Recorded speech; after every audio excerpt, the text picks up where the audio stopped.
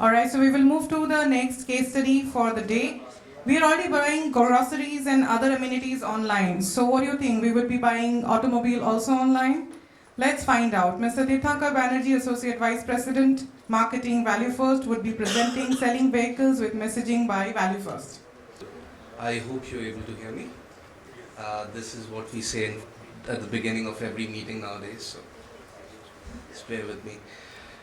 Um, Thanks for making time and thanks for coming here. Hi Khushbu, I can see you. Um, so, I'm here to talk about what Valuefirst and Nissan did together in the realm of conversational marketing. This was during the time when we were facing a lot of challenges with, COVID setting in and, the world going into a lockdown and everything. I will jump into the case study without talking too much about the company that I represent, but you're happy to ask me questions and catch hold of me anytime during the conclave. So, let me start off by saying that, every year in our colloquial vocabulary of English, there are many, many new words that are added. Lockdown PP, work from home, were some of them. And it was at this time that marketers were busy finding innovative ways to sustain their brand's engagement. The world had gone into a lockdown. Being a student of communication, we know how important it is for brands to kind of maintain the minimum threshold levels of communication with customers, even when you're not selling. You need to be in touch with your customers, okay? And during the lockdown, and I'm not using this phrase as a cliche, necessity is the mother of invention. We have all heard that, but this is where we kind of put it into good use. We at Valuefirst experienced this rush of invention and innovation firsthand while helping brands and businesses take the bull by its horns. Conversational marketing powered by AI brings in something new every day, and this is a live example for that. So 2020, one of the new words added to our vocabulary was the new normal. As we say in tech, we need to follow the agile framework to get things done. The new normal, in many ways, was an extrapolation of that. In the month of April, Maruti Suzuki generated a net sales of zero, something that had never happened before. And it's true for other car manufacturers as well. So let's, stick to the brass tacks and pen down the next slide, please. One more. Yeah. So the three questions that were there in front of us was, how were we to stay connected when customers could not come to the dealerships? How could the brand initiate two-way conversations without the direct face-to-face sales interface at the dealership? And number three, how to generate awareness but in a new way from the existing media mix. Move on. So, can you just click on this once again? No, not that one. There's a video over there that needs to play. Yeah, it's playing. So, we did three things. Now, while consumers were quite skeptical in investing into high-ticket, high-involvement, stuff, marketers and Nissan understood that high involvement is a direct function of high engagement. Okay, and that is where we started writing the Nissan story from scratch once again. Okay, so we kept it simple. One, we did WhatsApp-based notifications for new offers, but in a sharp, targeted way. When I say in a sharp, targeted way, you see, the gentleman before me, spoke about first-party data and data churning and everything. Okay, and also said something very valuable. If an insight is not actionable, it is not an insight at all. Okay. So yes, we do not have a data churning platform, but the fact is that data from everywhere can come in and sit into our platforms, and we can do a lot of slicing and dicing, okay, as per the logic that a marketer needs to build in. Okay, So what you see on the screen is a chat that's happening over there. But then there's a lot of hard work that has gone in before that chat has been initiated. Okay, so that's the first thing, targeting.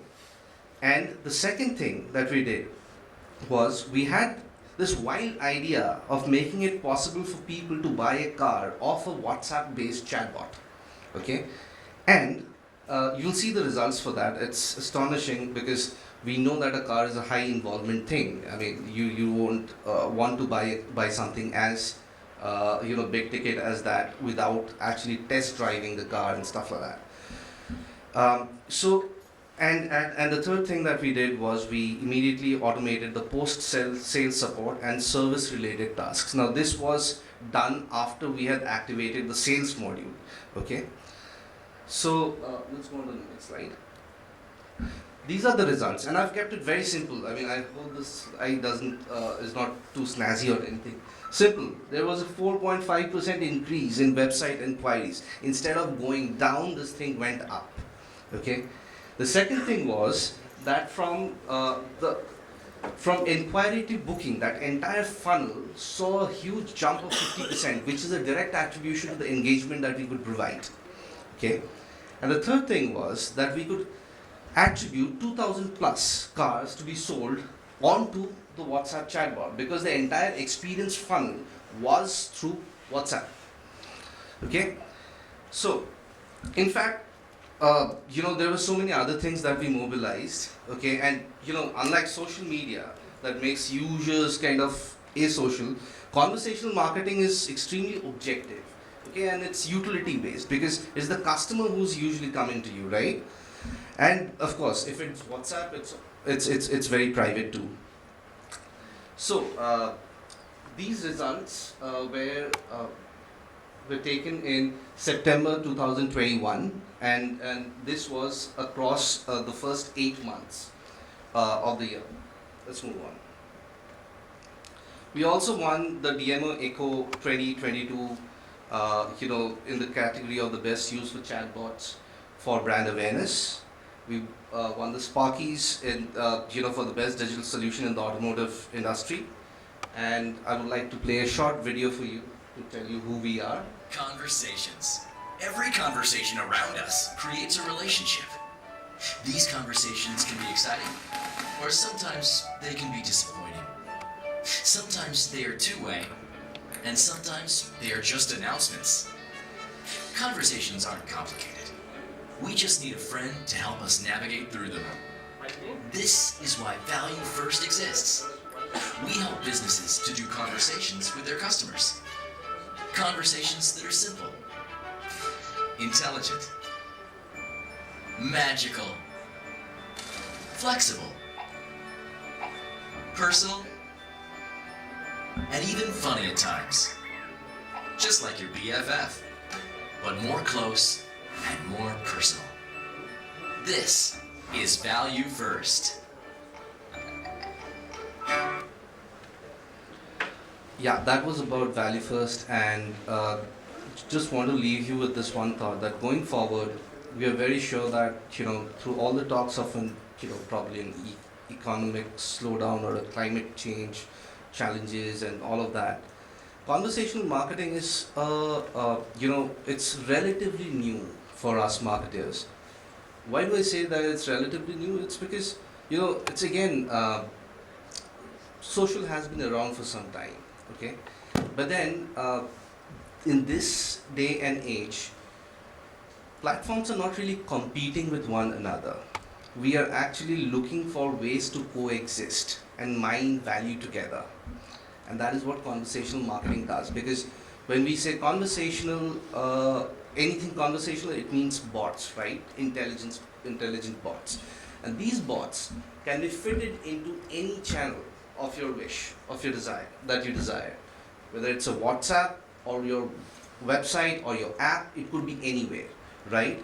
So, to maintain those minimum threshold of relevance for the brand, to advanced use cases like selling cars, doing an experiential thing, driving AR, augmented reality through bots, We can do everything. So if you have questions, I would love to take. I'm done with my spiel. Yeah. Sure. Can you elaborate a bit more on how are you automating the sales support team? There was a point in. Absolutely. Thank you for asking that. I was hoping I could talk about a few, operational things, brass tacks, like what we deliver. So, once a car is sold, one of the things that we have done is that we have mapped, we keep talking about mapping the customer life cycle journey and everything, right? And then we talk about the marketing funnel. So once the sale happens, okay, the Nissan systems sends us a flag saying, hey, this is now an existing customer, okay, and this is day one or day zero, okay. We pick up that flag and there's a set program, say on day 10, this is a call needs to, go out. On day 15, an executive needs to confirm or, mention that, hey, within 1 month's time, it's time for the first service. So we map the entire journey, okay? And like I said, we beautifully coexist within a system, right? So our chatbots can kind of exist within other multi-channel platforms or cross-channel platforms as well. So we also have our own platform called Infinito, wherein we have WhatsApp, chatbots, there's email, there's SMS and everything, and we can build workflows, right? So this day 0 to day 90 or day 365, we can map it out. And this is at a customer level, okay? And again, these customers can be selected from a cohort, okay? So you upload the data, okay? And as long as the data has the intelligence, the tasks get automatically mapped onto which customer needs to be treated in what way. Okay, so this entire thing of getting a car serviced, or if, and let me also tell you one more thing. So this is the standard way of setting up a calendar for a customer, right? What if there's a breakdown? I mean, the car has broken down in the middle of the road, okay, and those toll-free numbers are not working as usual. So either what you do is you actually look at the local guy for towing your vehicle, okay, or you expect that somebody from the company will your relationship manager will pick up your phone. It's difficult. So what we can do, in fact we didn't do this part, but something similar we have done, but I'm just giving this as a reference.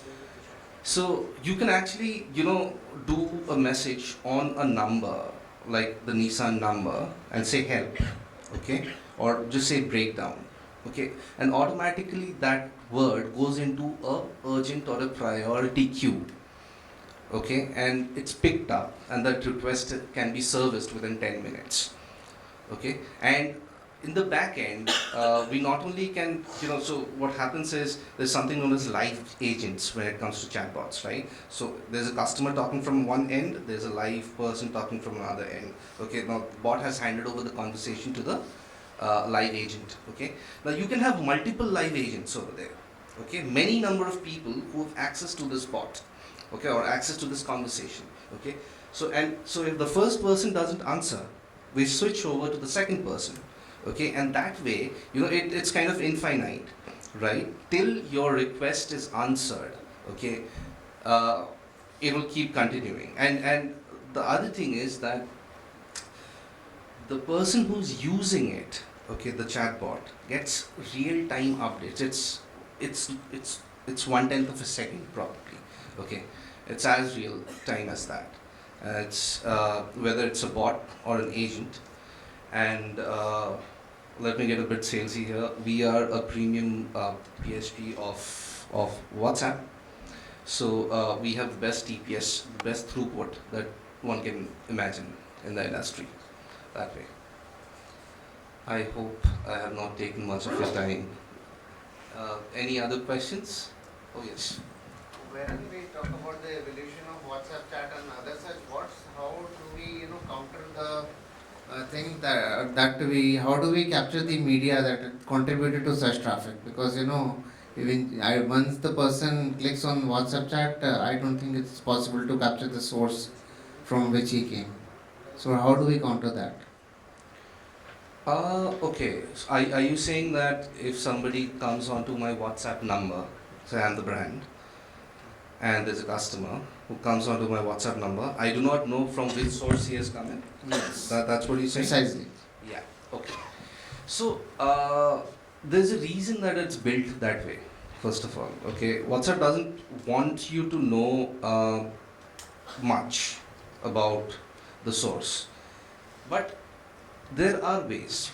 If you have explicit consent, or if you want to actually ask the customer, say, hey, would you tell us, how have you landed on this chat? Those kind of responses that can be taken in. But yes, that's ideal, but that may not be what marketers want to do, right? But ideally, we should not not take consent. That's one. The second thing is that say you can have multiple numbers, okay, for multiple sources. Say if you have a QR code, or if you have 10 QR codes and one single number, okay, one single WhatsApp number and 10 QR codes. Every QR code can have something unique, okay? And when a person scans the QR code and lands on your WhatsApp bot, we get to understand it from which QR code this person has come in. So one QR code could be on a print ad, while the other QR code can be on a poster, like a point of sales kind of thing. Okay, so there are ways around to solve for this, but there is no direct attribution to which media or what source this customer came from. Okay, I hope that answers your question. Yeah. Can this be used for cold outreach as well? For cold outreach, Yeah. not recommended at all. I will tell you, WhatsApp, you know what has happened with email, right? We have a huge spam issue, and marketers are finding it new marketers especially, and new companies are finding it very, very difficult to scale up their email volumes, even though they're legitimate email senders. Okay, they land in spam. Why has this happened? Because that channel has been abused big time. So WhatsApp, in order to has taken a lot of learning from there, okay, and has implemented certain best practices so that nobody abuses the channel. Okay, so WhatsApp is primarily an engagement channel. Okay, you can use it for awareness, but only when you have some kind of consent from the end user. Okay, now this consent can be collected over an SMS or through other mediums. Okay, but it has to be collected in some way or the other, and only when you see some kind of affinity or some kind of hook over there, or any kind of preference, that's when you kind of retarget with WhatsApp. But cold targeting is not something that we would recommend that you do. Having said that, is it possible? Yes, it is possible. Yeah. How is that possible exactly? Because even in cold emails, I tend to get like 10 to 15% open rates anyways. So that's not a challenge. So I was planning to extrapolate that to WhatsApp as well. So you just send it as usual, but the fact is that your delivery stops if there are too many abuse complaints. Okay, so WhatsApp has this 10-day rule wherein you start your warm up. Okay, and during those first initial 10 days, you need to follow that plan of throttling the volume accordingly. Once that threshold is done, we say that you can send as many as you want. Yes, you can, but the thing is that once you've sent it, if people start, the more you send to unsolicited, to people who don't want it, the more are the chances of getting reported, and the more you get reported, the more are the chances for the number getting blocked. That's how it is. So you can send it. So sending bit, there is no, what do you call it, pavandi, So you can send it. Just like emails, right? We start Just 1,000, like- then we get 5,000, Yes, then yes. 10,000 that way. Yes, but WhatsApp is way more stringent. It's a new channel. It's not very easy to get a new number, unlike email IDs. That's all. Thank you. Yes, sir. The sale of over 2,000 cars Yes, sir. last year was a very interesting number. Yes, sir. What part of IDA was taken care in this? Like just information and interest, or desire and action also? No, so uh, right from the preference to the model, okay, right from the preference of the customer to the model, okay, that was selected. And the thing is that we got the unique connector over here to understand which customer has bought what is the phone number, okay. And we did a lot of brand awareness campaigns, and once this person came into the WhatsApp thing, we got their consent, okay. And then there were further calls that were happening, okay. Having said that, towards the end of the journey, we also enabled a booking module. But by that time things were already up and running. Rest of the things at dealerships were opening up. So we didn't go ahead and finally, enable that completely. But then we were this short of doing that. Making a actual payment over there. Because for other categories it's very easy, but then for something like this, it's the ticket size is humongous. Have you emulated this model for something else, high value? Yes, we have done this for, I can't name the company, but we have done this for a biking company. Okay, the booking amount is 5,000 rupees, and this entire, the transaction happened, the first booking transaction happened on the WhatsApp. Okay, and this was done as a, initially it started as a pilot, but in 3 markets we kind of did it full-fledged later on. And we had a lot of, the fact is that we had a lot of traction there. Thank you. Yeah, Thank you, Ms. Banerjee. Thank you for your time. my time's up. Thank you. If you have any more questions, please reach out. Thank you.